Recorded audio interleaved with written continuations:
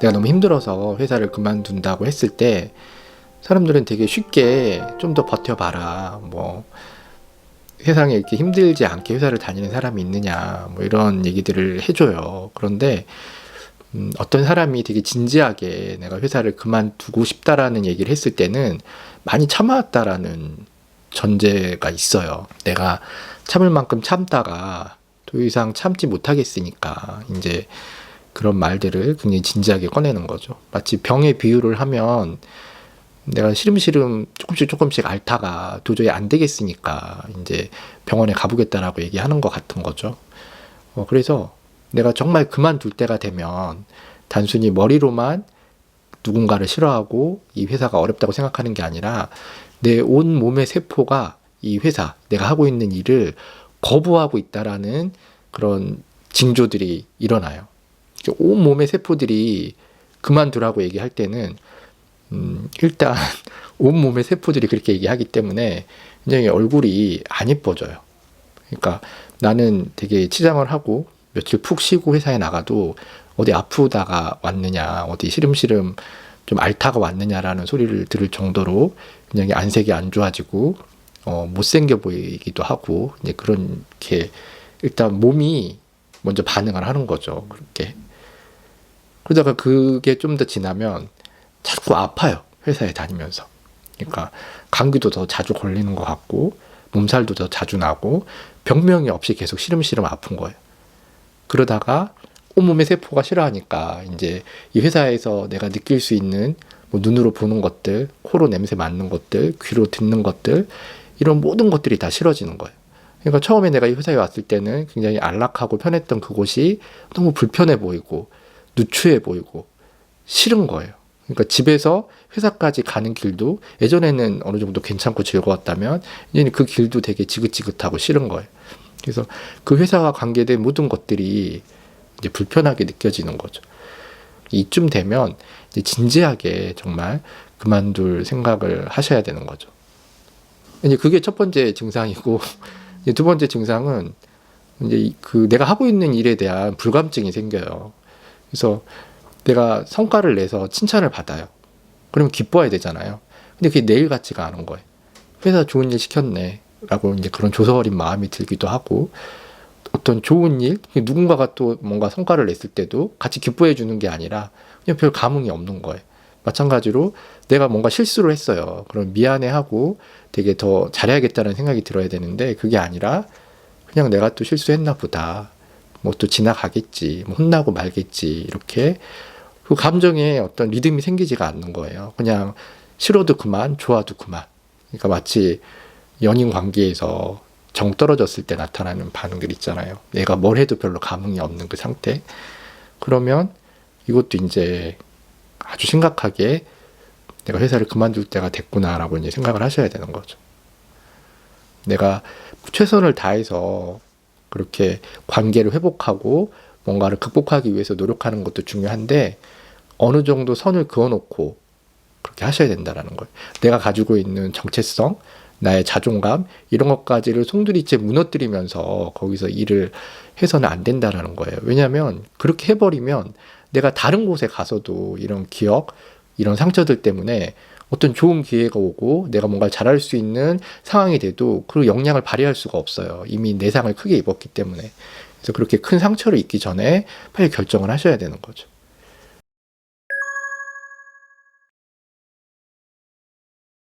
참아야 되는 때가 있긴 해요. 그때가 언제냐면 이제 저는 그때를 발사믹 페이스라는 말로 표현을 해요. 우리가 삶을 살다 보면 발사믹 페이스라는 시기를 맞이하게 될 때가 와요. 그게 이제 우리의 인생을 계절로 비유를 하면 봄도 있을 테고 여름도 있을 테고 가을도 있을 테고 이 봄, 여름, 가을, 겨울로 나눴을 때 내 인생이 겨울로 접어들 때가 있어요. 인생이 겨울로 접어든다라는 건 내가 뭔가를 해도 잘 되지 않고 남들도 인정해주지 않고 자꾸 실패를 하게 되고 꼭 그리고 어떤 성과를 내더라도 스스로 의욕이 일어나거나 그런 게 아니라 자꾸 이렇게 움츠려들게 되고 힘든 느낌이 계속 들 때 이럴 때를 인생의 겨울이 왔다라고 하는데 이 겨울 중에서도 아주 추운 한겨울이 있어요. 이 아주 추운 한겨울을 발사믹 페이스라고 하는데, 여기서 발사믹은 마취제란 뜻이에요. 내 삶이 마취된 것처럼, 그러니까 꽁꽁 얼어붙은 것처럼 즐거움, 슬픔, 뭐 여러 가지 감정들이 일어나지 않는 거예요. 마치 깊은 우울증에 걸린 것처럼. 누구나 이런 시기를 맞이할 때가 있어요. 근데 이런 시기가 오면 내가 하는 일뿐만이 아니라 내 삶이 전반적으로 다 이렇게 얼어붙은 것처럼 나를 힘들게 하는 거죠. 이때는 내가 회사에서 일이 힘들더라도 참고 그걸 버티셔야 돼요. 버틸 수 있을 만큼 정말. 왜냐하면 내가 회사에서 굉장히 힘들어요. 춥고 몸과 마음이 너무 싫어요. 하지만 내 인생의 계절이 아주 추운 한겨울이기 때문에 이때 내가 이 일을 그만두고 밖에 나가면 더 큰 추위가 기다리고 있는 거죠. 얼어 죽을 수도 있어요. 그렇기 때문에 이때는 이런 걸 수성한다라 그러죠. 거기서 최대한 버틸 수 있을 만큼 버티고, 그리고 금방 다시 봄이 오잖아요. 그때 나가야 되는 거죠. 특히 결혼 종년기에 이제 남녀분들이 이런 발사믹 페이스를 맞이하면 뭔가 돌파구를 찾다가 결혼을 하는 분들이 많으세요. 그럼 뭔가 나아지겠지라는 생각을 하고, 그러다가 인생의 봄이 오면 내 선택이 뭔가 잘못됐다라는 걸 깨닫고 많이 헤어지시는 분들이 많죠. 그리고 이때 그렇게 사업을 하시는 분도 많으세요. 계속 뭔가 돌파하기 위해서 무리수를 던지는 거예요. 그러니까 내가 아무리 수영을 잘해도 한겨울이면 나가서 이렇게 찬물에 수영을 하면 안 되잖아요. 봄이 올 때까지 이제 기다려야 되는 거죠.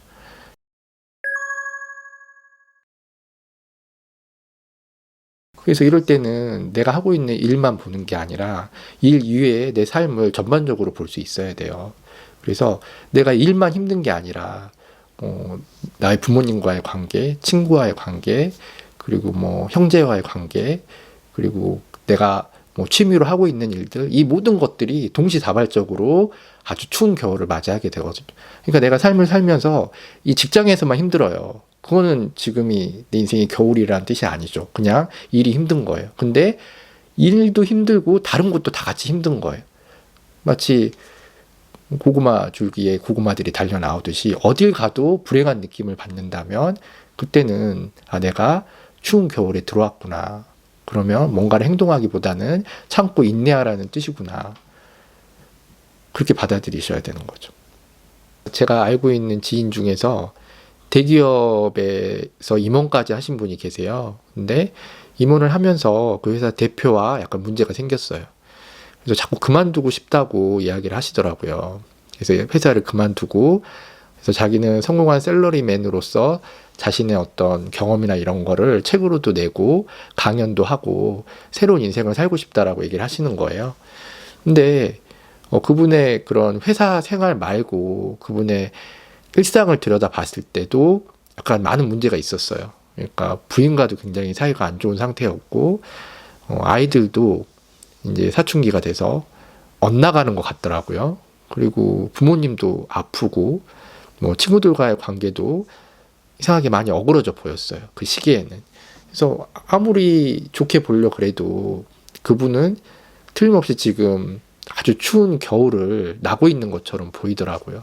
그러니까 발사믹 페이스를 겪고 계시는 거죠. 그래서 그런 얘기를 해드리면서 지금은 함부로 밖으로 나갈 때가 아니라 이 안에서 기존에 내가 하던 것들을 하면서 그런 것들을 화로불 삼아서 내가 다음에 올 봄을 준비해야 될 때다. 예전에 농부들도 한겨울에는 씨앗을 심는 게 아니라 서로 모여서 따뜻한 봄이 오면 어떤 씨앗을 심고 어떻게 내년을 시작할 것인지에 대해서 서로 생각하고 이제 서로 이야기를 나누고 그런 시간을 가지지 않았느냐. 지금이 인생에서 그런 시기인 것 같다. 그러니까 너무 성급하게 하지 말고 내가 참고 견디는 시간으로 삼았으면 좋겠다라고 얘기를 해드렸는데도 불구하고 이제 더 추운 바깥으로 나가시더라고요. 지금은 부인과도 이혼을 하게 됐고 아이들은 더 엇나가기 시작했고 부모님도 돌아가시고 이제 그런 인생의 큰 불행이 계속 연달아서 일어나더라고요. 그분이 평소에는 이제 서로 이야기를 하다 보면 서로 말도 잘 통하고 이게 진심 어린 어떤 이야기를 해드리면 잘 들었던 분이신데 그런 것 같아요. 내가 그렇게 인생에서 추운 시절이 오면 남의 이야기도 잘 들리지 않고 자꾸 내가 하고 싶은 대로만 하려고 하고 자꾸 무리수를 두는 거죠. 왜냐하면 자기가 더 위축되고 뭔가 가을을 지나서 겨울이 되는 거잖아요. 나는 이미 성과를 낸 상태고 어느 정도 자기 자신에 대한 자신감이 있기 때문에 내가 누군데, 내가 어떤 사람인데 이 정도 내가 돌파를 못하겠어? 라고 이야기를 하는 거죠. 그러니까 제가 예전에 어떤 불행이나 어려운 일이 있을 때 그걸 돌파하라고 했던 얘기는 내가 이런 내 계절을 잘 알고 내가 나의 길을 가고 있을 때 그 불행이 왔을 때 돌파를 하라는 얘기지 한겨울에 밖으로 뛰쳐나가고 이게 내 길이 아닌데 돌파를 하라는 얘기는 아니거든요. 그때는 멈춰서 인내하는 지혜도 필요한 거죠.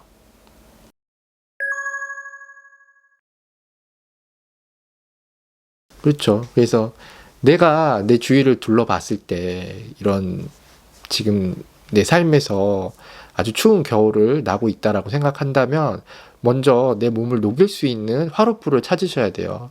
그 화롯불은 내가 가장 익숙하게 해왔던 것, 내가 가장 편하게 있을 수 있는 곳, 내가 그래도 조금이라도 기대고 의지할 수 있는 것들 있잖아요. 어떻게 보면 그동안 내가 쭉 해왔던 것들이겠죠. 그런 것들을 내 몸을 녹이는 마지막 장작으로 쓰셔야 되는 거죠. 그렇게 장작으로 쓰시면서 이제 다가올 그런 봄을 준비하는 시기로 삼으셔야 돼요. 길지 않으니까요, 그 시기가.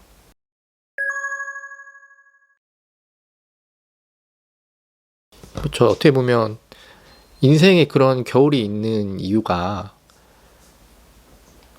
내가 열심히 살아왔고 내가 앞만 보면서 뛰었다면 한 번쯤 멈춰서 내 뒤를 다시 돌아보고 내 삶을 매듭 지으라는 의미가 있겠죠.